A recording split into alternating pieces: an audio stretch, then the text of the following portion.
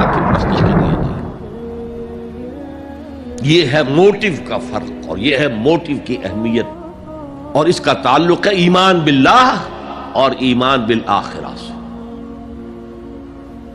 ایک حدیث میں حضور نے فرمایا کہ قیامت کے دن سب سے پہلے 3 اشخاص کا معاملہ پیش ہوگا. ایک وہ تھا کہ جو اللہ کی راہ میں جنگ کرتا ہوا مارا گیا تھا, دنیا میں شہید سمجھا جا رہا تھا. ایک وہ تھا جسے اللہ نے علم بہت دیا تھا اور اس نے علم کو پھیلایا, خوب پھیلایا. اور ایک وہ جس کے پاس جس کو اللہ نے بہت دولت دی تھی اور اس نے دولت جو ہے نیکی کے کاموں میں, بھلائی کے کاموں میں, غرباء, یتامیٰ, مساکین کے لیے خرچ کیا. اب اللہ پوچھے گا ان شہید صاحب سے کہ دیکھو میں نے تمہیں صحت دی تھی, جسمانی قوت دی تھی, تم نے کیا کیا؟ وہ کہے گا اے اللہ میں نے تیرے لیے قتال کیا اور اپنی جان دے دی. اللہ فرمائے گا کذبتا, تو نے جھوٹ بولا.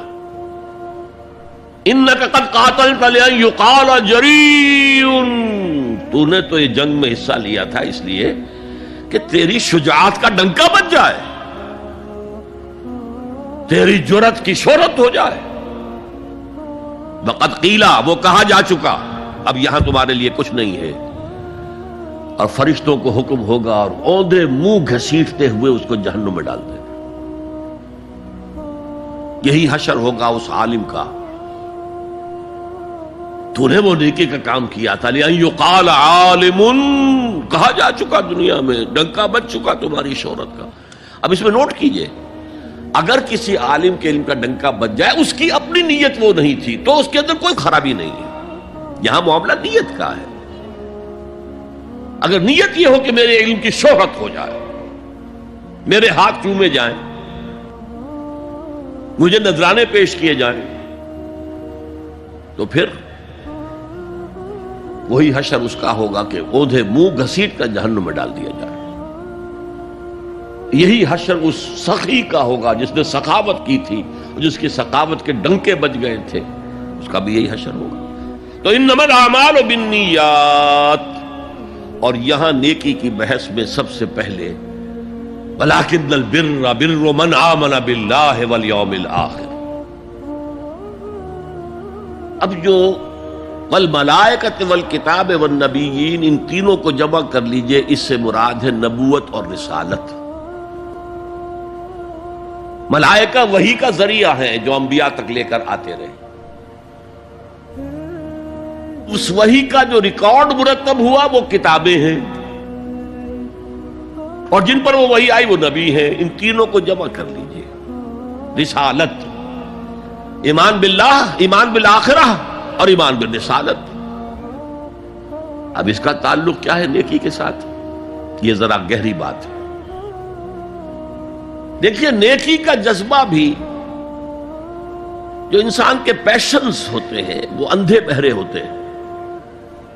پیشنز, جذبات. نیکی بھی ایک جذبہ ہے.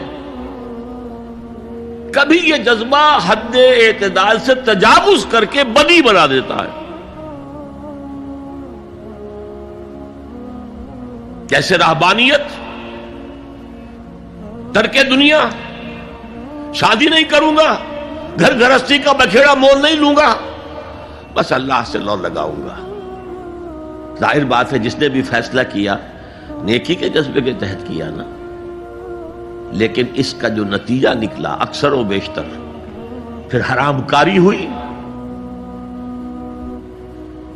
آپ عیسائیت کی جو ہے ہسٹری آف کرسچین موناسٹسزم, اس کا مطالعہ کیجئے. انہوں نے خود لکھا ہے کہ بظاہر راہب خانے ہیں, راہب اور راہبائیں رہتی ہیں, اور ان کے تہخانوں میں حرامی بچوں کے قبرستان ہو جاتے تھے. یہ نیکی کے جذبے نے بدی کو جنم دیا ہے. حضور کے ساتھ ایسا ہوا. 3 اشخاص آئے, انہوں نے حضور کی ازواج مطہرات سے معلوم کیا آپ رات کو کتنا وقت نماز میں لگاتے ہیں, آپ مہینے میں کتنے نفلی روزے رکھتے ہیں. اب جو کچھ انہیں بتایا گیا, حضور کی زندگی کھلی کتاب تھی, بتا دیا گیا. اتنا عرصہ جو ہے آپ رات کو تہجد پڑھتے ہیں، بتا دیا گیا مہینے میں اتنے روزے رکھتے، انہوں نے اسے کم سمجھا، فتقالوہا، قلیل سمجھا کہ یہ تو زیادہ نہیں ہے، ہمارا تو خیال تھا کہ آپ ساری رات ہی کھڑے رہتے ہو۔ لیکن اپنے دل کو مطمئن کرنے کے لیے کہ حضور کی کہیں توہین بھی نہ ہو جائے، کہا جی انہیں تو ضرورت نہیں ہے، وہ تو معصوم ہی ہے، ان کی خطائیں اول تو ہوتی نہیں، اگر کوئی ہے بھی تو اللہ نے کہہ دیا قد غفر اللہ لک ذنبک ما تقدم منها وما تاخر، اللہ نے تو معاف کر دی اگلے پچھلے سارے گناہ، میرے لیے یہ کافی نہیں ہے۔ ایک نے کہا میں پوری رات عبادت کروں گا، اپنی کمر بستر سے نہیں لگاؤں۔ دوسرے نے کہا کہ میں ہمیشہ ہر روز روزہ رکھوں گا، کبھی افطار نہیں کروں گا۔ تیسرے نے کہا میں کوئی شادی بیاہ نہیں کروں گا، ایک کھکیڑ میں نہیں پڑھوں گا میں۔ حضور کو خبر ہو گئی، آپ نے طلب فرمایا اور غصے کے انداز میں وہ الفاظ کہے کہ جو حضور سے بالکل متوقع نہیں ہے۔ واللہ انی لاتقاکم واخشاکم، خدا کی قسم میں تم سب سے زیادہ متقی ہوں اور سب سے زیادہ اللہ سے ڈرنے والا ہوں، لیکن میرا طریق یہ ہے کہ میں رات کو سوتا بھی ہوں اور نماز بھی پڑھتا ہوں، میں روزہ رکھتا بھی ہوں، ناغہ بھی کرتا ہوں، میں نے شادیاں کی ہیں، متعدد ازواج میرے گھروں میں ہیں۔ فمن رغب عن سنتی فلیس منی،